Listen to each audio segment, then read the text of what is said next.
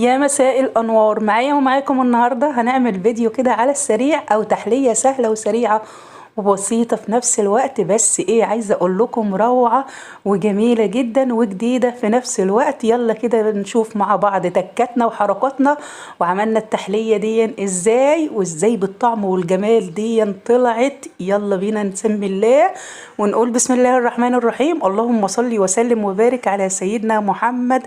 ازيكم يا حبايب قلبي، عاملين ايه؟ يا رب تكونوا سعداء وسعادة الدنيا كلها ما بين ايديكم وحواليكم.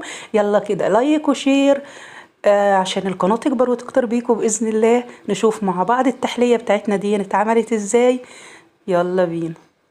أول خطواتنا هتكون بسيطة جدا والمقادير كلها موجودة عندك في قلب البيت. معايا هنا بقى 3 كوبايات من الحليب أو اللبن، معاهم كمان 3 معالق كبار هرمية كده كبيرة خالص من النشا، ومعايا كمان